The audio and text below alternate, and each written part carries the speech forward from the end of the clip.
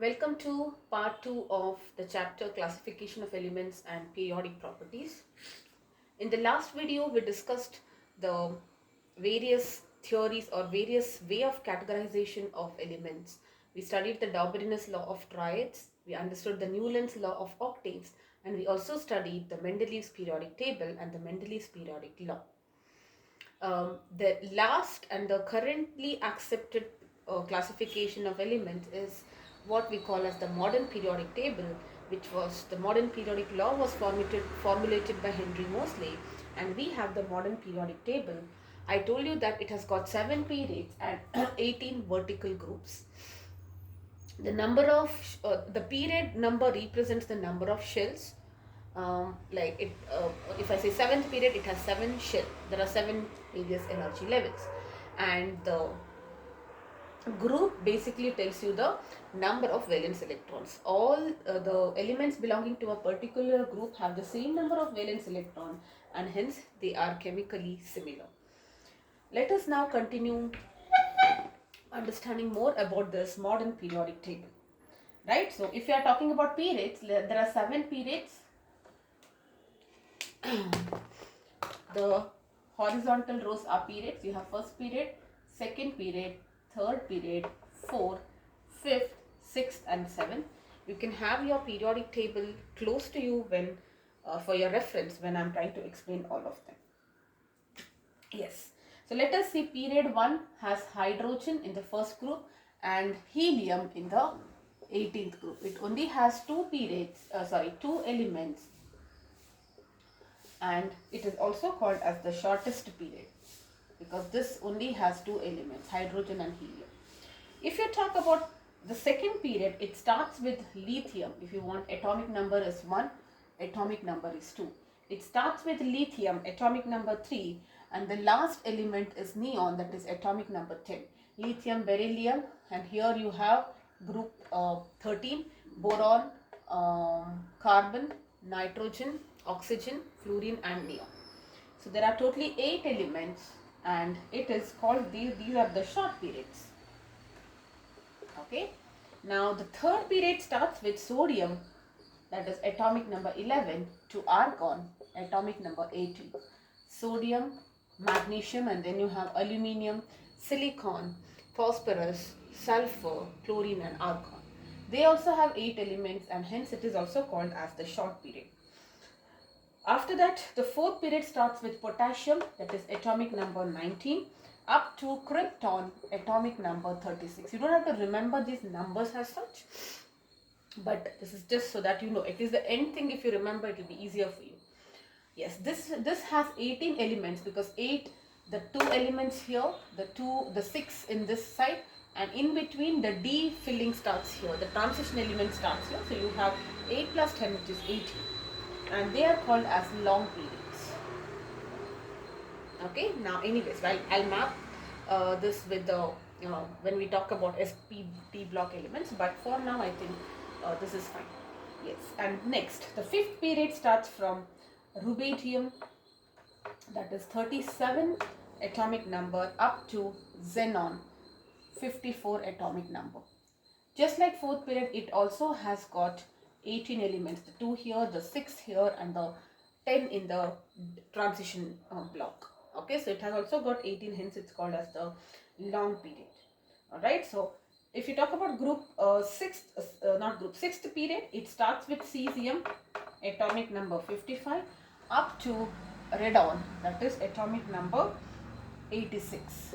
Okay, now it has got 18, that is this 10, and how is it 18? 2 here, next 10, and next 6. That is how it is 18, plus the additional bottom one. There are 2 rows which are placed in the bottom. They are a continuation of the 6th period. So totally it has got 32 elements in that case. Okay, so it has got 32 elements, and it is the longest period up to radon. And the 7th period starts with francium, atomic number 87. And the last element here is Og, that is ognesium. Okay, this is atomic number 180. This also has 32 elements, and it is the longest period. Both are longest periods. Alright, so this is how you categorize elements based on the periods. You just have to know the starting and ending, otherwise there is nothing much. But before we talk about groups, also understand that uh, we will talk about that when we discuss S block and all that, but for now only in the 6th and 7th period, after the two elements, that is after the three element, the series now continues like this. And then after 14 elements, here you have 14 elements which I mentioned here, and after that the transition element starts. So it starts with two elements, okay, cesium and barium. So you have cesium and barium and lanthanium, and then you have 14 elements which are placed at the bottom, and inner transition elements, and then after they are complete, it comes back and joins at hafnium. Okay, and then same is the case with 7th period. You have francium and radium. After radium you have actinide. After actinide you have the next 14 elements which are placed at this as a second row, and then it completes here. Okay, so that is how it is. So these there are two, along with 7 periods, there are two blocks which are placed at the bottom. The reason is because if you include them here, already we have 18 groups. It would be 18 plus 14, which will be 32 groups, and it will be very, very big to understand. Okay, so that's the reason what they did was, they after this they kept these two. Anyways they are radioactive, not much of used chemically and all that, so they placed it at the bottom separately. Okay, so this is how the continuation happens. Since it is like cesium, barium and then lanthanium, after lanthanium the 14 elements which are at the bottom are called as lanthanides. So the first row is what we call as lanthanides, and here it is francium, radium, and then you have actinide. So this is actinides. The 14 elements after actinium are what we call as actinides. Yes, so that's about the periods. Let's now talk about the groups. I've told you, you have to remember which is the shortest period, number of periods. Okay, now before we talk about that, you also need to know that the number of elements in each period is 2 times the orbitals. Very, very important, they can ask you this. Okay, so let us talk about 4th period. 4th period has, okay, now we have not yet discussed the orbital here. Remember this for now. Later on I will tell you that when we talk about SP and D block, we will just address this. Okay, so number of element in each period is 2 times the number of orbitals in that particular period. Yes, this is about the periods. Let's now talk about the groups.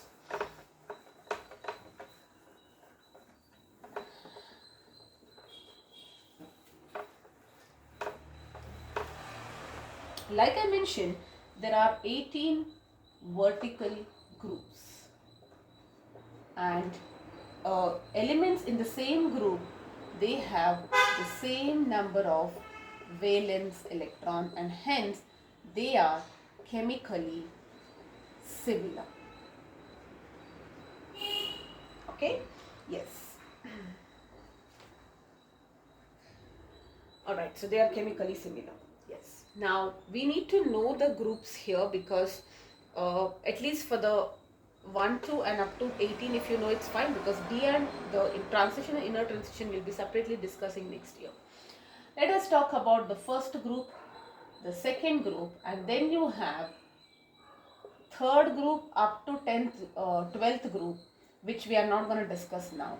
You have 13th, 14th, 15th, 16th, 17, 18. Like I told you, all the elements in a group have the same valence electron, same valency, and hence they are chemically similar. Right? Yes. Let us now understand what is this group called. This group is called as the alkali metals, because they have a tendency to form alkalis, right? Sodium hydroxide and all of that. Remember it as hydrogen, though we place it at the center now, but anyways, highly nasty kits, rub, cats, fur. These are the elements in the first group. Okay, hydrogen, lithium, sodium, potassium, rubidium, cesium, francium. Uh, if you see, they all have the same number of valence electrons, which is 1. They have one outermost electron, but we will talk about that when we discuss sp, d and f block. These are called as alkaline metals. The group 2 are what we call as alkaline earth metals. They form bases which are partially soluble. Okay, it starts from beryllium. Beryllium comes here. So beta, mange, car, scooter, barb, ras. Beryllium, magnesium, calcium, strontium, barium and radium. They have two valence electrons. Valency is +2. This is +1, one electron, two valence electron +2 and group 2. Okay. Now this part, like I mentioned, we do not want to understand at this stage. Let us talk about group 13. Group 13 starts with boron. Okay. Boron, aluminium, and then you have gallium. Okay, so gallium 1, 2, yeah, gallium should be here, and then you have indium, thallium, that is Tl. Okay, thallium is Tl, and nihorium. Now you don't have to remember this one, only till 5 if you remember also, it's fine. Okay, so the mnemonic is Baggett, the popular handbag brand Baggett. So boron, aluminium, gallium, indium, thallium and nihonium. They are kind of in between metals and non-metals, but we'll come to that. Okay, so 14th group, this is also called as boron family. 14th group is called as the carbon family. So you have carbon, silicon, germanium,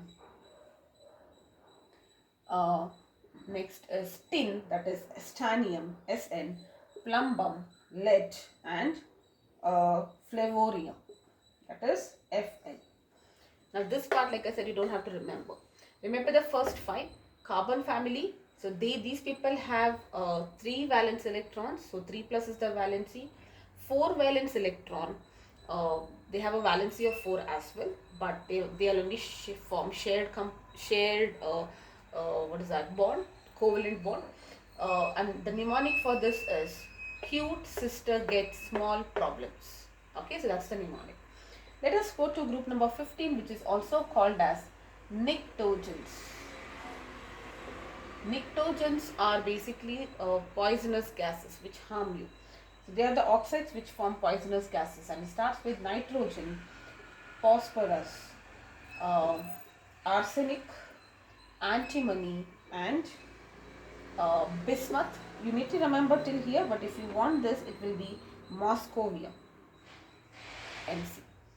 Okay, so this is new police assigned Sub-Inspector Bikram Singh. Okay, so this is how it is. Nitrogen, phosphorus, arsenic, antimony, bismuth. If you remember till here, it's fine. Group 16 is oxygen family. They are also called as chalcogens because chalco is ore. Most of the ores are generated in the form of oxide, sulfides, you know that. So it's O, SEMA, sent, the post. Okay, and it is Lb. So what is this? Oxygen, sulfur, selenium, Se selenium. This is tellurium. Po is polonium, and Ld is livermonium.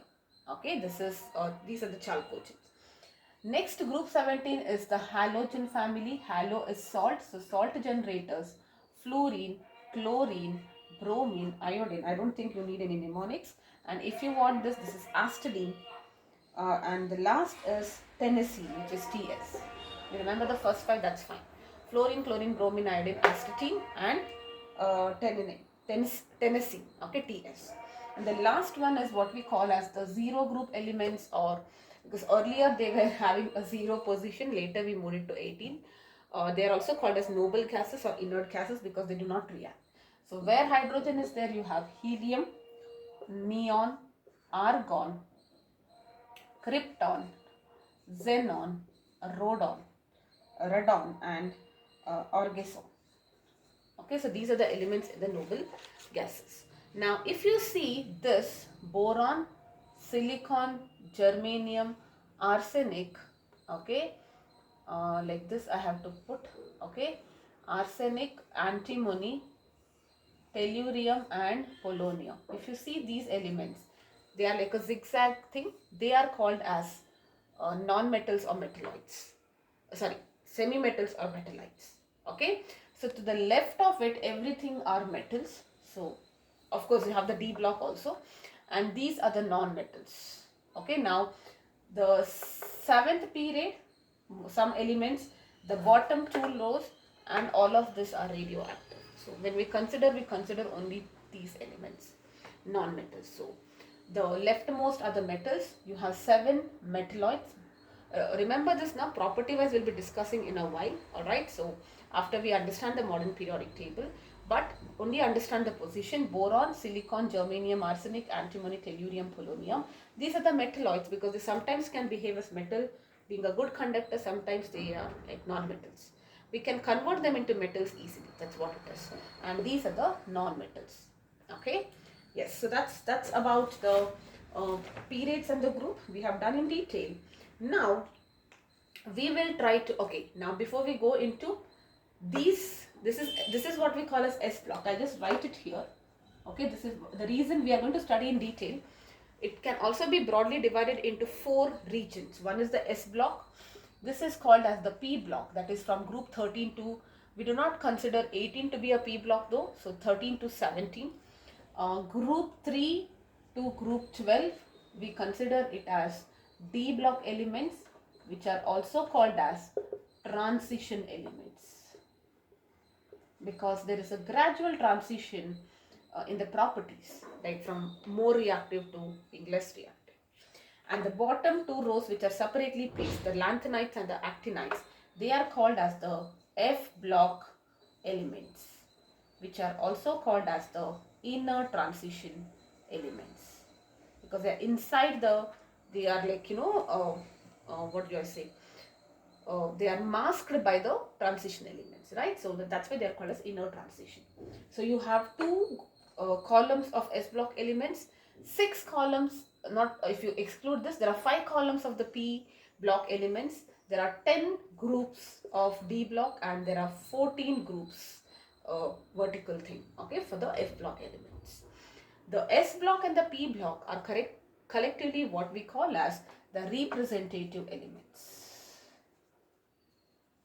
Okay, S block and P block collectively are called as representative. Now P block, when I say, I can include this also, but when I say representative, I will not be including this, right? So technically from group 13 to 18 is called as P block, but when I say representative, S plus representative elements are S and P block elements. S block there are 2 groups, and P block there are 6 groups, but we omit the last group when we say that the representative elements, because the last group are not representative elements. So group 1 to 2, 13 to 17 are representative elements. Now we will have to understand all this in detail, what is S block, what are P block, and all of them in detail will be understand. And now that we have already done structure of an atom, you can see how beautifully they form. Okay, so I shouldn't have erased this part, maybe I will write it here only. Okay, this is the S block element. So you have hydrogen, this is group 1 and 2, lithium, highly nasty, kids, rub, cats, fur. Okay, this is magnesium, strontium, barium, and radium. Yes. Now these are what I told you, group 1 and group 2 alkaline metals, alkaline earth metals are what we call as the S block elements. S block elements. 2 groups. Okay. Now what are the general properties? If I mention, I told you there are the group 1 has got 1 electron in the valence shell, group 2 has got 2 valence electrons. Therefore the valency of this, if I write valence electron, it is 1 and 2, valency will be +1 and +2, because you have 1 electron in the outermost shell. You can write it like in the case of sodium. Sodium atomic number is 11. So now you know how to write it. It is 1s2, 2s2, 2p6 and 3s1.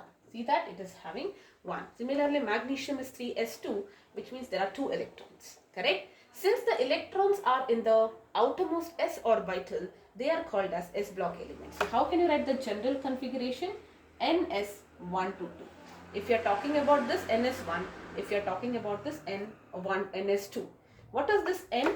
N is your principal quantum number, which is talking about the period. Like here for lithium, I can say it is 2s1, 3s1, 4s1, 5s1, outermost configuration, 6s1, 7s1, which is equal to the period number.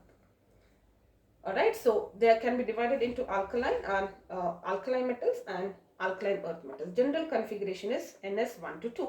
If you specific this is NS1, this is 1s2. Alright, now before we go to P block, we'll have to understand a few things. The helium, though it is in the, it has the configuration 1s2. There is an exception here. If you're talking about helium, the configuration is 1s2, but it is not in the S block, though it is having this is an exception. It belongs to the zeros group. It is separate. Okay. Now, in general, what are the properties of S block? Let us write it before we move to P block. The properties of S block are, they are very highly reactive metals. If you remember the reactivity series, look at that. Please stop calling me. Please, potassium, sodium, calcium, magnesium, and these are also reactive, but you did not study it. So they are highly reactive metals.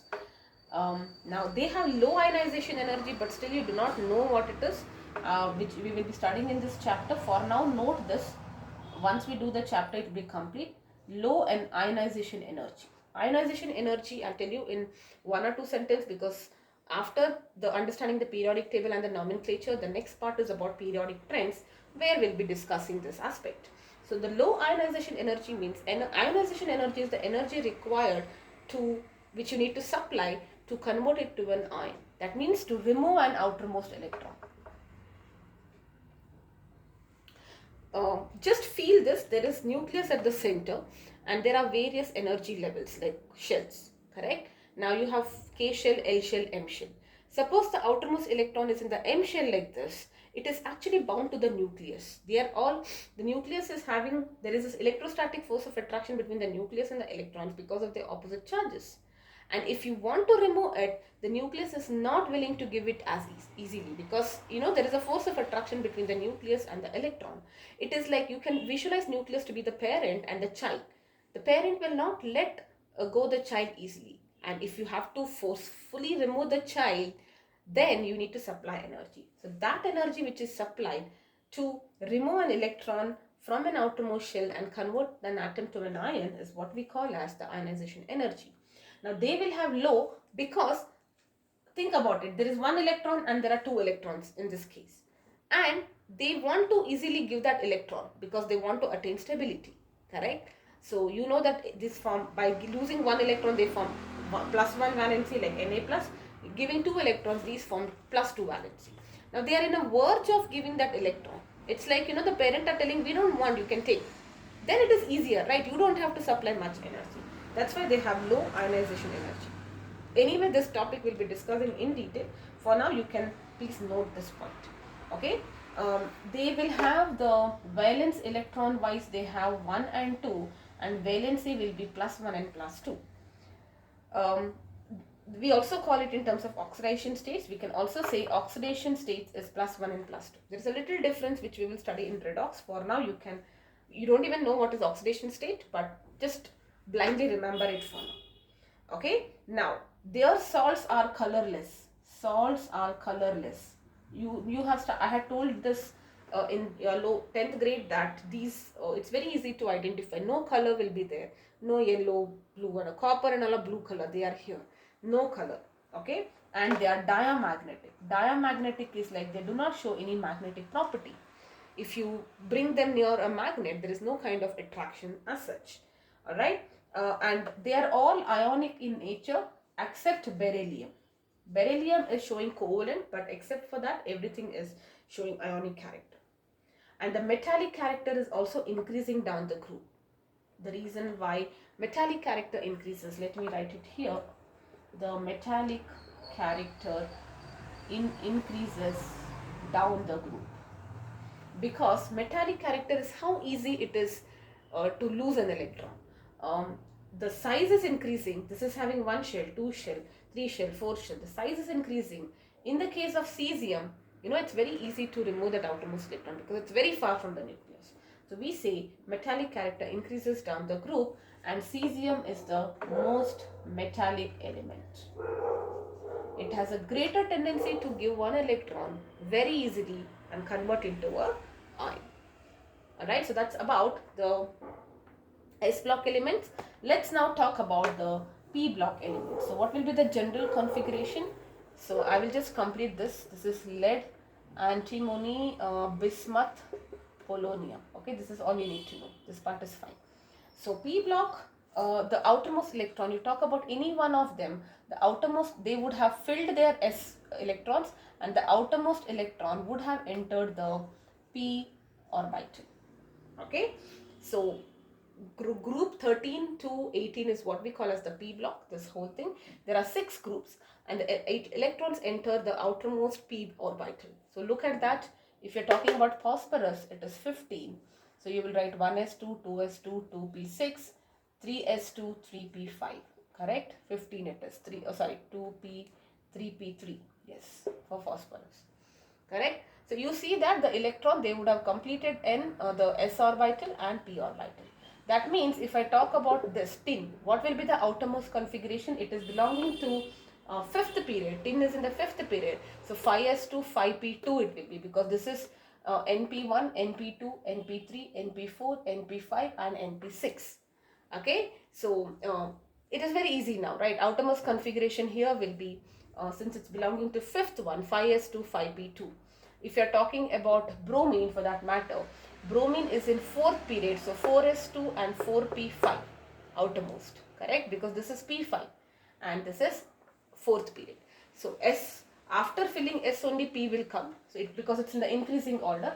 So the filling, anyways, I will tell you in a while, but once let us finish this, then it will be easier for me to tell you how is the variation. Okay, yes, so that is about P block. The general configuration is what I have written. If you're talking about valence electron, it will be group number -10. That is, these have 3 valence electron, 4, 5, 6, 7 and 8 valence electron. Valency will be +3, 0, or they share -3, -2, -1 and 0. That will be the valency. Alright, so that's about P block. Let's talk about D block now. D block it starts after calcium. Okay, so D block starts from the 4th period, and in the 4th period you have the 3D. Okay, so this is 4th period, so this will have 3D, this will have 4D, this will have 5D and 6D. So what will be the general configuration? It is n-1, D1 to 10 and NS0 to 2. Now, I don't know if you have ever observed this. I think it is now a good time for me to tell you about why it is 2 here, why there are 2 rows for S block. Because S sub shell, there is only one S orbital, and one S orbital, and it can hold 2 electrons each orbital, right? So that's why we have 2.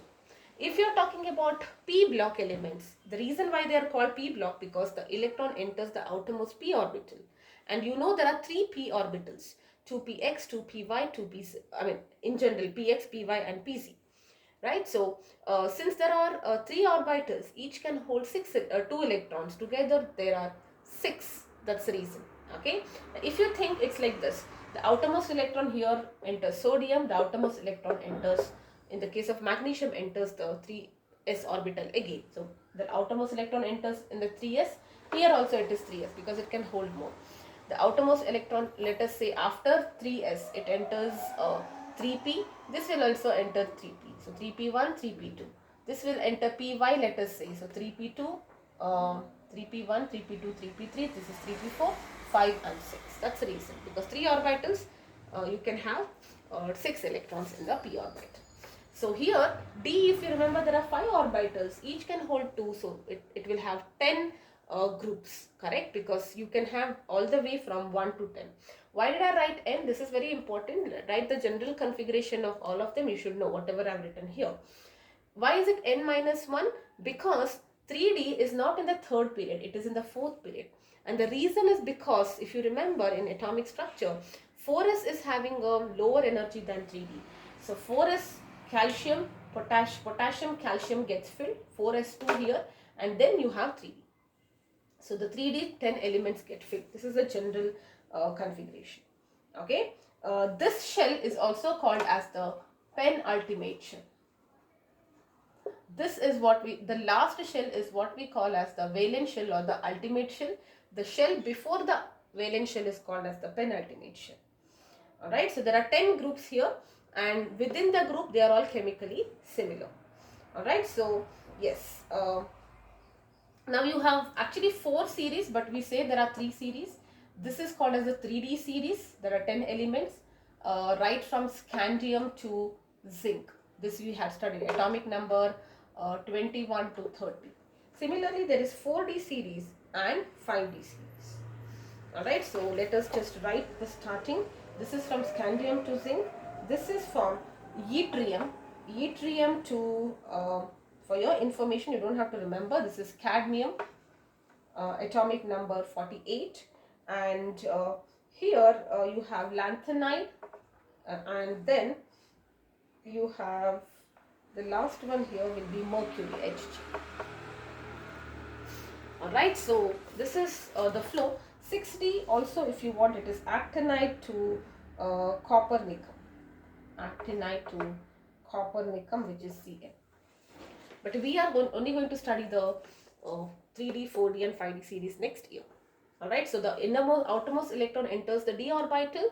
What is the general, why it is 0 to 2? You might have wondering that, it should be 2 because after filling only. But remember those exceptions to achieve high stability, extra stability in the case of half filled and completely filled, so they can make a jump. Alright, that's the reason you have NS 0 to 2 and N minus 1D 1 to 10. That's the general configuration. If you're talking about group wise, the third group will have D1, D2, D3, D4, D5, D6, D7, D8, D9, D10. 30th group will have D10, 3D10, 4D10, 5D10 and so on. Alright, so this is how it is. Let us also understand the properties of D block elements. What will be the properties of D block elements? They are very hard metals. They are all metals. Like I told you, this side is non-metal. They have high boiling and melting point. They show, very important is it shows variable valency. You know, Fe2 plus, Fe3 plus, Cu plus, Cu2 plus. Okay, they are colored, they form colored salts, blue color, green color, and they are paramagnetic, which means they are magnetic in nature. Though in the presence of magnetic field, there is some kind of difference in the behavior. They form complexes. Now what are complexes? You'll be studying this next year, and most of them act as a catalyst. You might have studied in the hydrogenation nickel, platinum, palladium. They are all acting as a catalyst. So these are the properties of D block elements. Alright, now before we get into the F block elements, that's the last pending, but I would like to walk you through the whole flow. Okay, so this is atomic number 1, atomic number 2, 3, 4, 5, 6, 7, 8, 9, 10, 11, 12, 13, 14, 15, 16, 17, 18, 19, 20. Up to 20 atomic number, it is calcium, and it is in the increasing order of the atomic number. Depending on what is this telling you, like aluminium is 13 atomic number. If you write the configuration, it tells you that outermost electron is in the third shell, so that's why it's in the third period, and it will be 3p1 here, third shell. That tells you the principal quantum number, which corresponds to the period number. 3p1, it tells you that the outermost electron is in the p orbital. Okay, now after calcium, you have the next 10, that is from 21 to 30. They are in the D shell. This is 3D shell. Correct? After 4s, it is 3D shell. So they occupy the 3D shell. 31 onwards, it comes here. So 31 to 36. This is 31 and this is 36. Here also, if you see, fourth period, so 4s2, 4p1, 4s2, 4p2, 4p3, 4p4, 4p5, 4p6. This is how it is. Okay, that completes the fourth period. So after 36, 37 is rubidium. So rubidium and strontium, they are in the fifth period. That means outermost electron is like 5s1 and 5s2. And after that, 39th is yttrium. Okay, the next 10 electrons will be filled in the 4d orbital. After 5s it is 4d, n minus 1d, correct? So from yttrium all the way up to cadmium, that is 48 atomic number. And after that you have indium, which is 49, and xenon, which is 54. You don't have to remember this, I'm just telling you the flow. Okay, so do you see that there is no exception? It is following the increasing order. So when I come to xenon, what will be the configuration? It will be in the fifth period. So 5s2 would have filled, 4d10 would have filled, and 4d10 and 5p6. That is what is filled. Next you come to the sixth period. So it starts with the atomic number 55 and 56. So this is like sixth period. So 6s1, 6s2. Now after, and this is 6s3 basically, that is lanthanide. But after this it will not continue. After lanthanium you have that 14 elements here. After that 14 elements you come back here. So lanthanium is 57, 56, 55 this is, because that was 54. So this is 55, 56, this is 57, 58 onwards up to 71 will be filled here. Then you will have mercury, which will end at 80 atomic number, and after mercury the 6 elements will be here. So this will be 86 around. So what is it telling you? If I talk about the sixth period, what will be the configuration? 6s1 outermost, 6s2, this will be a 5d1 after that, and then you have in the 4f, okay, which we will talk about, and then it will continue with 4d2, 4d10. After 4d10 it will be like 5, no, wait, this will be not 4d, 5d, my bad, okay. So 6s, 6s, and then 5d, 4f, 5d10, and then again 6p, 6p1, 6p2, 6p3, 4, 5 and 6. Okay, once it is complete, the seventh period starts with strontium, atomic number is 87, radium and actinium, which is 89. But after this again it goes to the, this is seventh period, so F block will be 5F. After the 14 elements are filled, it comes back here, that is from 104 onwards. If you're talking about copper nicum, it is 112. And after that, so this is 7s. After 7s, it is 6d. Then it is 60 only actinium. And then you have 4f, 6d again, and then 7p. Alright, so that is how it is filled basically. Yes, so let us also talk about the last part here will be F block elements. Okay, so F block are placed here. It starts, it is there in the 6th and 7th period if you see, period wise. So in the 6th period you have the F block, or the, this is also called as inner transition series, and in the 7th period continuity you have the 5F. So 7th period 7s, 6d and 5F, and then 6d and 7d. That's how it is. Alright, that's about the S block elements. Yes. So what will be the general configuration? Look at that. 6th period it is 4, 7th is 2. So I can write n minus 2 f1 to 14, because again how many f orbitals are there? There are 7 f orbitals. You know that, minus 3 to plus 3. So that's why you have 14, right? Yes. So n minus 2 f1 to 14. Lanthanum and actinium is filled in the D. So you will still say D0 to 1 and NS2. S is filled only, then they come. Alright, so this is a general configuration. This is also called as the anti-penultimate shell. Penultimate or inner or anti-penultimate shell. This is the ultimate shell, penultimate shell, inner ultimate shell. Alright, this series is what we call as lanthanides, and this is what we call as actinides. And after uranium, all of them they are called as transuranium. So uranium comes in the 7th period. It is the 4th element is uranium. After uranium, all the elements are called as transuranium elements. Alright, yes. All the lanthanides, they occur closer together and they have a close resemblance. All the lanthanides, they have a similar property, and all the actinides also have a similar property. They are very closely associated, so it's very difficult to separate them from one another. Alright, so this is about the categorization of S, P, T and F. Please remember the general configurations of all of them. And also if they give you something, you should be able to, like for example, if they give you the atomic number, you should be, of course there are a little bit of exceptions, but generally you should be able to write the outermost configuration, at least which block they belong to, you should be able to identify that. Okay, so we will briefly just do the properties of metals, non-metals and metalloids, and with that I will be ending this video. We can then talk about the nomenclature of elements which have atomic numbers greater than 100, which we will talk about. Okay, so metals, I told you, all of these are metals, correct? Left hand side, they are metals. They have high melting and boiling point. This is something that you studied in your lower grades.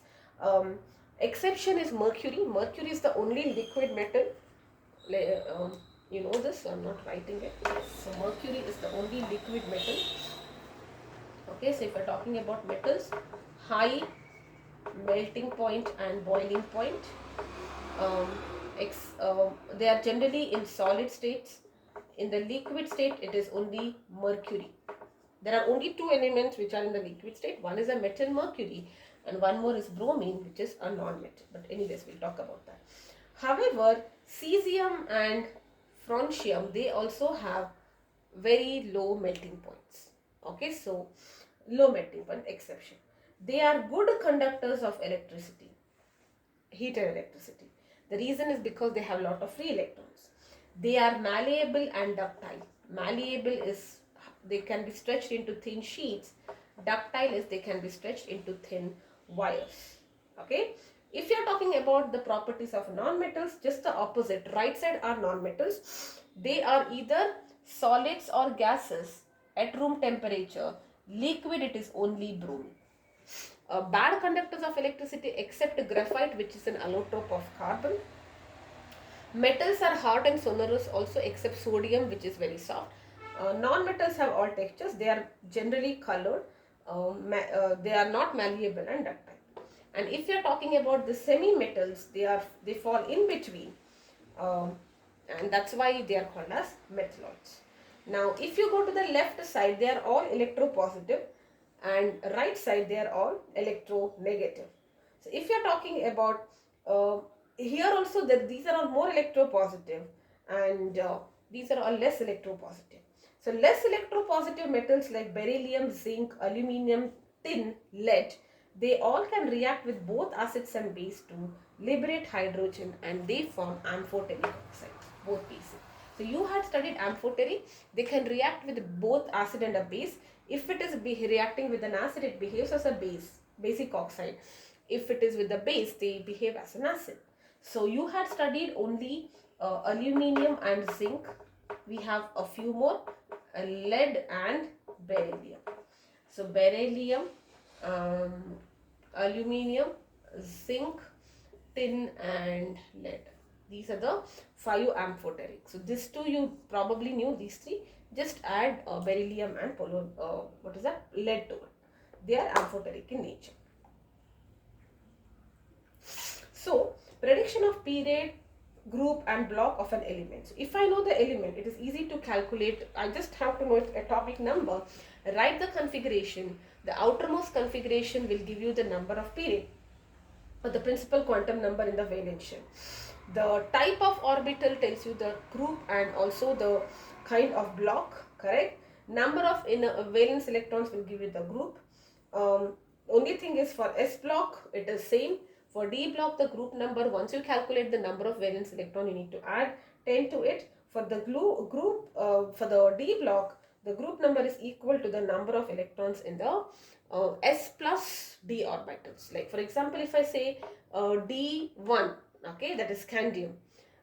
Group number is 3 because you have to add this S and do that. Okay, so that is how it is.